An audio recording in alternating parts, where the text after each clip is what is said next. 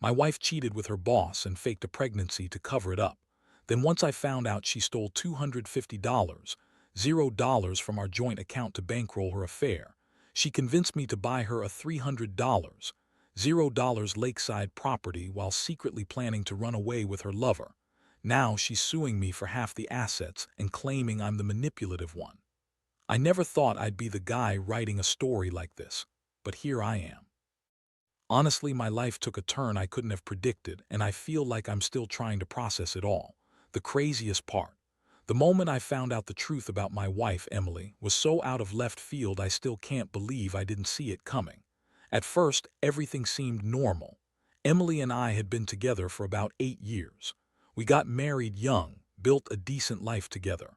We had a nice house, good jobs, and I thought we were solid. But over the last few months, I started noticing small things.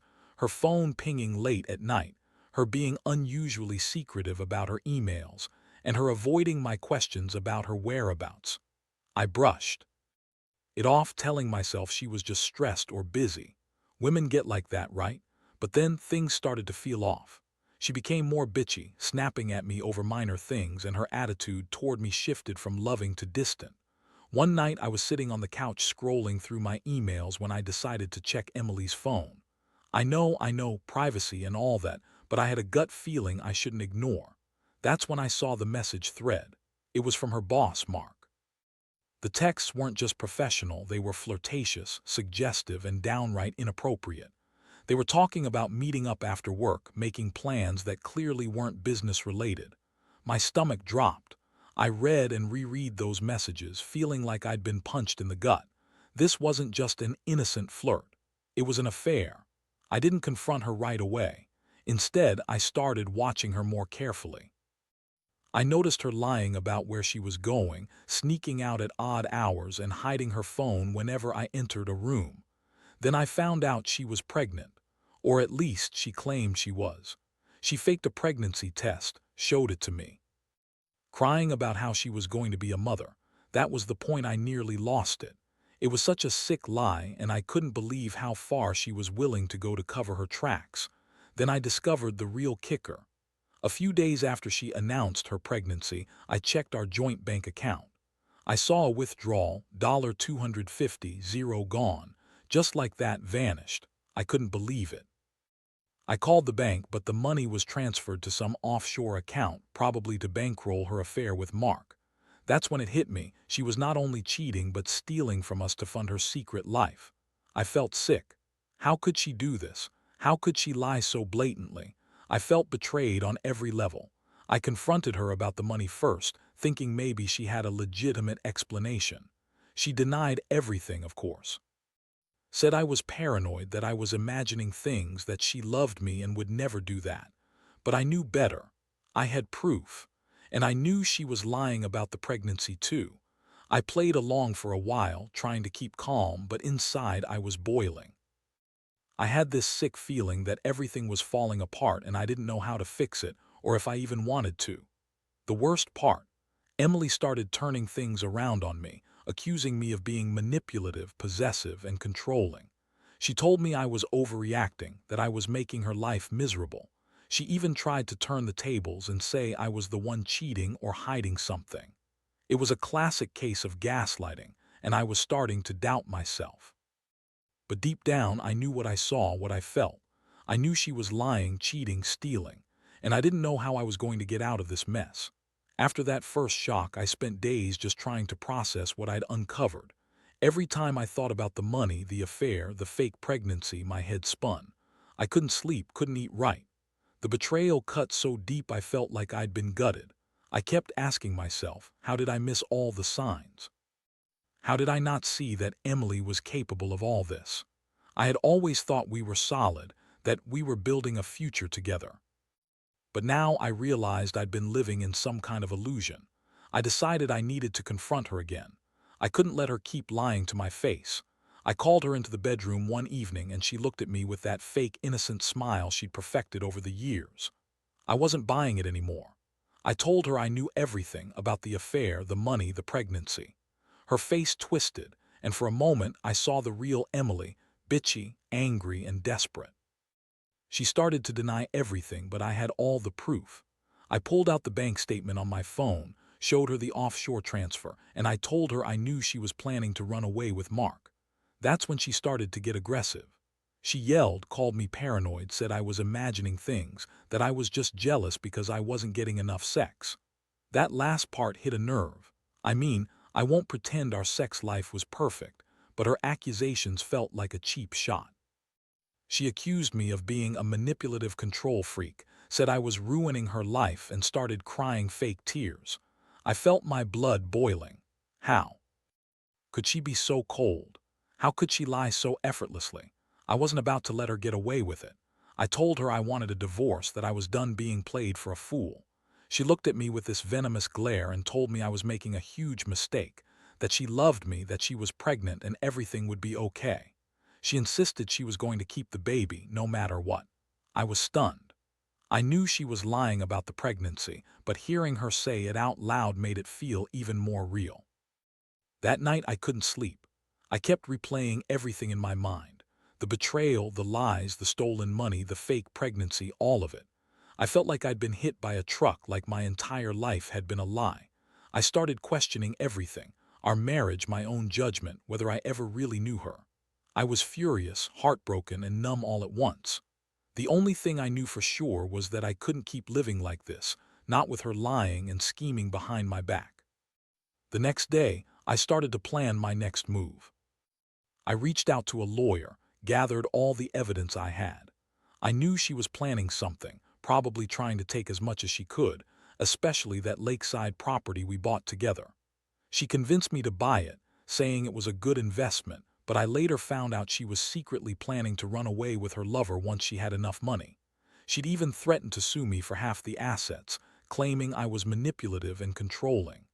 Honestly, I felt like I was living in a nightmare. I trusted this woman for so long, and now I saw her for what she really was, a liar, a thief, and a cheat. I was angry at myself for not seeing the signs sooner, but also furious at her for doing this to me, to us. I had to decide whether to fight for the marriage or cut my losses, but one thing was clear. I wasn't going to let her manipulate me anymore. I was going to fight back, and I was going to make sure she paid for her lies. I can't say I've come to peace with everything yet. Every day feels like a roller coaster. 1 minute I'm furious, the next I'm just numb. But I know one thing, I won't be the fool in this story anymore. I've learned the hard way what betrayal really looks like, and I'll never let anyone do that to me again.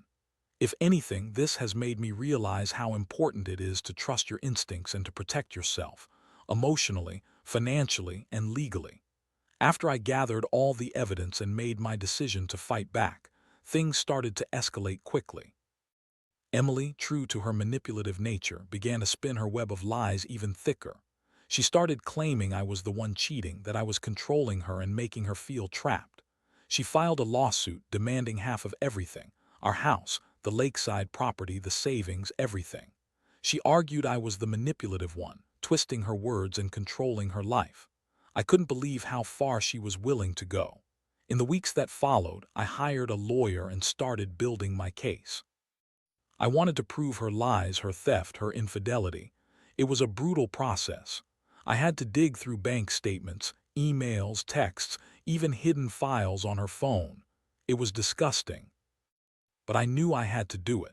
The more I uncovered, the more I realized just how deep her deception went. She wasn't just cheating, she was scheming to take everything from me. The $250, $0 she stole from our joint account was just the beginning. Meanwhile, Emily kept up her act, pretending to be the victim. She accused me of being paranoid, controlling, and emotionally abusive. She claimed I was just jealous of her success and her affair with Mark. She even staged fake tears and played the innocent victim in court. But I wasn't falling for it. I had the proof, screenshots of her messages with Mark, bank transfer records, fake pregnancy tests, and her attempts to manipulate the legal process. The most infuriating part was her trying to spin the story about the property. She convinced me to buy the lakeside house, saying it was a good investment, that we'd be set for life. But behind my back, she was planning to run away with Mark once she had enough money. She was secretly making plans to disappear, leaving me with nothing but a trail of lies. That's when I realized she'd been playing me from the start. The emotional toll was enormous. I kept questioning myself. Did I miss the signs? Was I blind to her manipulations? I felt betrayed, humiliated, and furious. But I also knew I had to stay strong, not just for myself, but for the truth. I couldn't let her get away with this. I had to fight for what was rightfully mine. I started to see through her lies more clearly, and my resolve hardened. I'd be damned if I let her walk away with everything she stole and lied about. In the midst of all this chaos, I also had to face the reality of losing the woman I once loved. I kept reminding myself that she wasn't the person I thought she was, that she was a liar and a thief. Still, part of me mourned the loss of what we had, even if it was built on deception. I felt a deep sadness, but also a bitter resolve.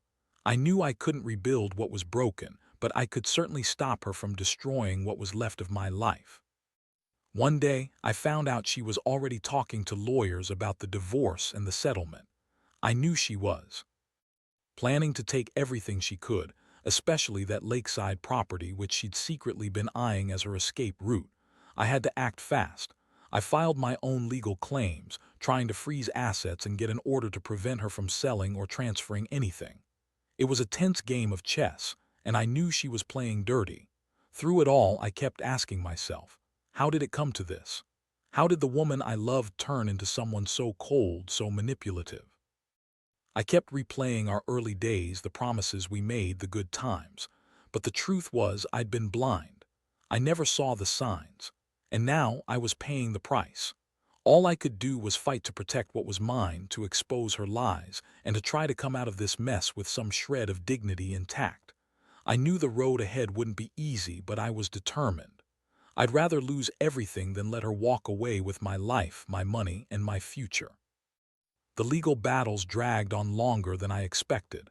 Emily was relentless, throwing everything she had at me, more false accusations, fake tears, and even some staged scenes to make herself look like the victim. She hired her own team of lawyers, and suddenly it felt like I was fighting a war on all fronts. I had to stay sharp, keep my evidence tight, and make sure every move was calculated. I knew she was trying to wear me down, to make me give up or admit defeat, but I wasn't about to let her win that easily. One of the biggest blows came when she filed her claim for half the assets, including the lakeside property. She argued that I had manipulated her into buying it and that I'd been controlling her all along. Her legal team spun this narrative that I was the manipulative one, the one who kept her under his thumb, kept her from living her life. It was a classic move, but I had my own evidence, messages, bank statements, her own words, that proved she'd been planning her escape for months. Still, her accusations hit hard. I felt the sting of betrayal every time I saw her face in court, pretending to be innocent while I knew the truth. Meanwhile, I was working tirelessly to uncover more of her secrets. I hired a private investigator just to make sure I had every angle covered. Turns out she had been secretly meeting with Mark in places I never suspected, even during the time she was claiming to be pregnant and staying at home. She staged doctor visits, faked ultrasound photos, and even created a fake pregnancy journal, an absurd effort to convince me she was carrying his child. I couldn't believe how far she was willing to go just to cover her tracks. The emotional toll was brutal. I felt anger bubbling inside me every day. How could she do this? How could she lie so effortlessly? I trusted her for so long, and now I wondered if I ever really knew her at all. The woman I married was gone, replaced by someone I barely recognized, a manipulative, scheming liar. I kept replaying our last real conversations, searching for clues I missed, trying to understand how she could turn so cold and calculating. But amidst all the chaos, I also started to realize something else. I wasn't just fighting to protect my assets, I was fighting for my sanity. The constant stress, the lies, the betrayals, they were wearing me down. I had to keep reminding myself that I deserved better, that I deserved honesty, respect, and someone who truly loved me. And I knew I couldn't keep living in this nightmare. One day, in the middle of all this, Emily pushed even further. She filed a lawsuit claiming I was emotionally abusive, that I'd manipulated her into signing documents and making decisions. She painted herself as the victim again and tried to turn everyone against me. It was a desperate move, but I saw through it. I knew her game. I had witnesses, friends who saw her lying, her coworkers who knew about her affair, and my own evidence that proved she was the one controlling the narrative. I felt exhausted, but I also felt a strange sense of clarity. I realized I needed to take control of my life. I couldn't let her continue to manipulate and lie her way through this. I had to stay strong, keep fighting, and protect what little was left of my dignity. I also started to think about moving on mentally, emotionally, because I knew that at some point I'd have to let go of the hope that she'd change or that we could somehow fix this mess. Looking back, I see now that I was caught in a web of her lies from the very beginning. She was always planning something, always scheming. But I also learned that you can't fix someone who doesn't want to be fixed. You can't force honesty out of a liar. All you can do is protect yourself, gather evidence, and be ready to walk away when the time comes. I still don't know what the future holds, but I do know this: I won't be her pawn anymore. I'll fight for my rights, for my sanity, and for my peace of mind. That's the only way I can move forward from this mess. The months that followed felt like they were dragging me through hell. Every day brought a new battle, a new lie to unravel, and a fresh attempt from Emily to paint herself as the victim.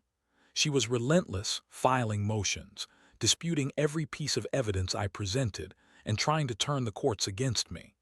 I'll admit, there were moments I felt completely broken, like I was fighting a losing war. But deep down, I knew I couldn't let her win, not just legally but emotionally. I had to stay strong, even when I felt like giving up. During this time, I also started to reflect on everything. How did it get so bad? How did I not see the signs earlier? I kept replaying our early years, trying to find where things slipped, where I missed her real face behind the mask. I realized I'd been so caught up in trying to keep everything perfect, the house, the career, the image, that I overlooked her growing distance. I thought I was doing everything right, but she was planning her escape right under my nose. That realization hit hard. It made me question all my choices and trust in myself. The financial aspect was overwhelming. I had to fight to keep the assets I'd worked so hard for. Emily was claiming I manipulated her into buying the lakeside property, that it was my idea and I'd pressured her into it. But I had proof she'd been pushing for it long before I agreed. She knew it was a way out, her escape route, and she was willing to do anything to make it happen. I was able to show the court the bank transfers, the emails where she talked about starting fresh somewhere peaceful, and even her secret plans to sell the property once she was free. Meanwhile, Emily kept up her charade, crying in court, claiming I was abusive and controlling. She demanded I pay her alimony, half of everything, and even tried to get full custody of our dog, Bella, claiming I was unfit. It was a circus. Her lawyers kept twisting facts, trying to paint me as the villain, but I had my evidence. I had witnesses who could testify I was a good husband, that I'd never been violent or manipulative, only betrayed and taken advantage of. The emotional toll was immense. I found myself questioning everything, my judgment, my worth, whether I was even capable of trusting anyone again. I felt like I'd been played for a fool, and that realization cut deep.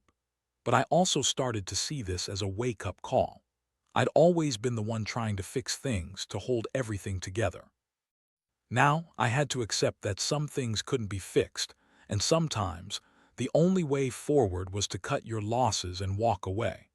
One of the hardest moments came when Emily's legal team managed to get a temporary court order to freeze our assets, including the lakeside property.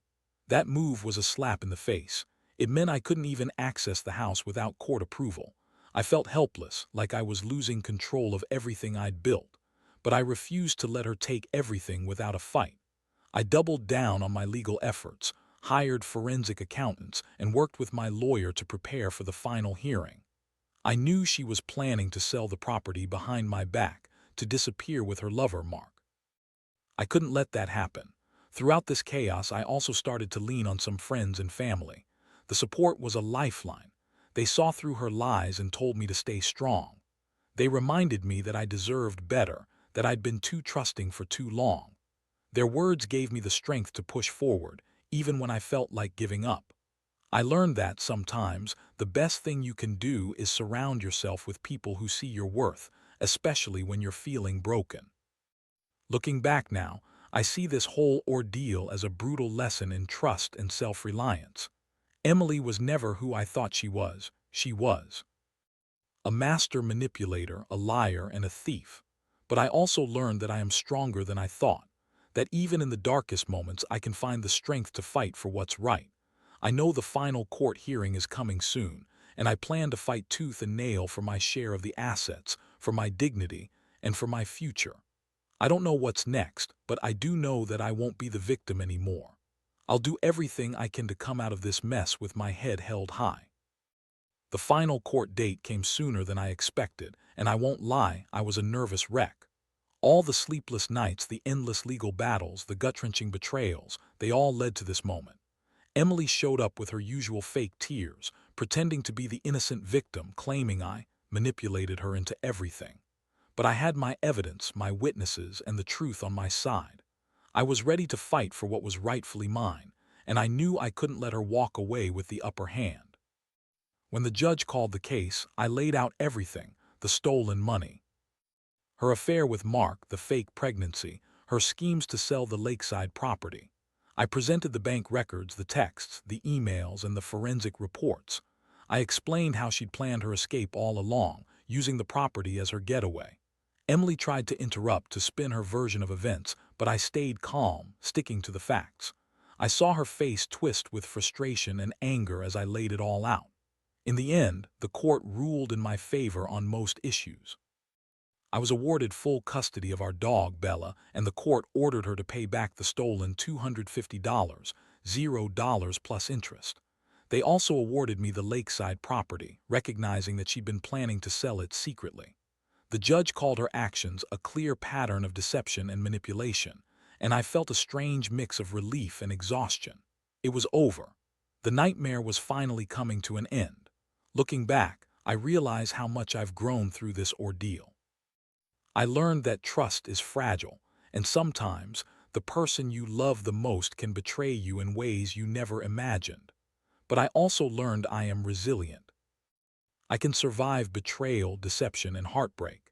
I've come out the other side with a clearer sense of who I am and what I deserve. I don't regret fighting for my rights, even when it felt like I was fighting a losing battle. Because in the end, I proved that the truth can't be silenced and justice still matters. Now, I'm rebuilding my life.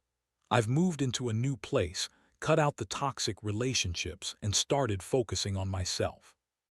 It's not easy. I still have days where I feel angry or sad, but I know I'm better off without her. The experience has taught me to be more cautious, more aware, and to never ignore the signs of manipulation. Trust your gut. Protect your assets. Never let anyone manipulate or lie to you just because you want to believe the best in them. To anyone reading this who's going through something similar, here's what I want you to remember. Don't ignore the red flags. Gather evidence. Protect yourself financially and emotionally. Sometimes, walking away is the only way to save yourself from further pain. And above all, never let anyone make you feel guilty for standing up for yourself. Your worth isn't defined by someone else's lies or betrayal. You deserve honesty, respect, and peace. I finally have all three, and I know I'll be okay.